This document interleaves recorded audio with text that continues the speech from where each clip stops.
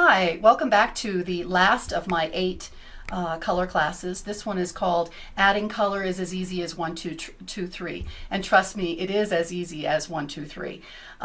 This class is really fun because if you're timid about adding color or you just don't know where to add it, this is a very easy way of adding unique color to your piece.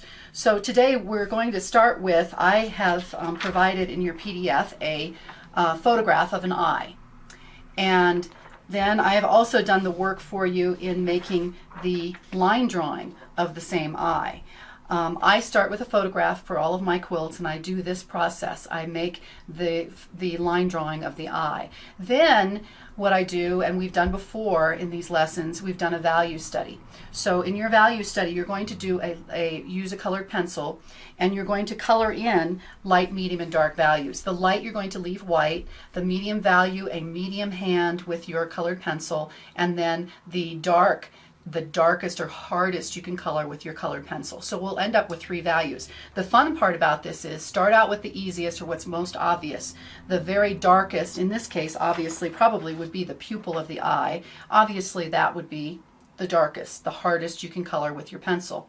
And then the light or the white would remain white paper. And obviously that would be either the white of the eye and also the reflection from the eye. So those would be left white. Now everything else is where the artistic ability comes in, or your creative ability in. We can decide what values those are. They could all be medium. We could shift some to the dark side. We can shift some to the light side. Okay, so that's your decision, and that's the creativity that's involved here. Then after that, we're going to take we'll take our line drawing, and you're going to blow it up to 12 by 12 again, and then choose your flesh colors.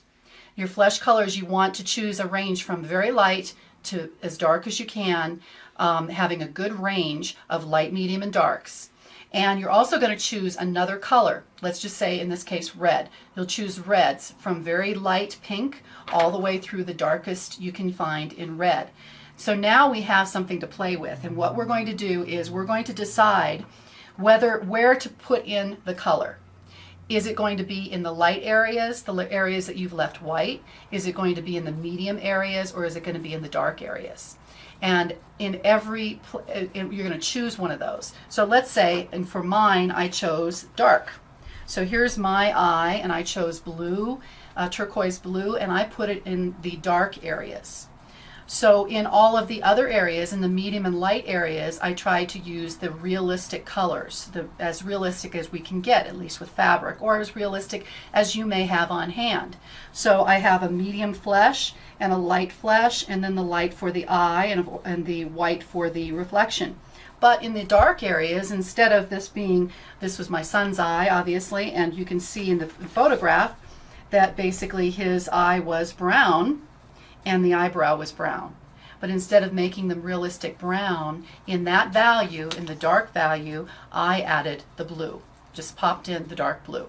So that's what you're going to decide, and it can be in any one of the 3 values. So again, this is a really fun, easy way for you to just pop in color. You don't have to be an expert at it. You just have to choose which value, 1, 2, or 3, light, medium, or dark, and pop it in. And just to give you an example of some of the value studies I've done, here's a value study. This was of my dad, and you can see light, medium, and dark areas. So in this case, if I were choosing something, I'd choose one of the values and decide to pop in a color. Here's another one. This was bubbles. And in this one, I have light, medium, and dark again. And so using this technique, all I would do is decide which value to pop in the fun color. Maybe I would pop it in let's say the dark areas here. And this is actually a little boy, so let's just say I pop in blue. So in every place that you see blue, or you see pink, or the darkest in this case, would become blue. And then in the other areas, it would be as realistic as I can get to flesh tones. Okay, so it really is as simple as 1, 2, 3.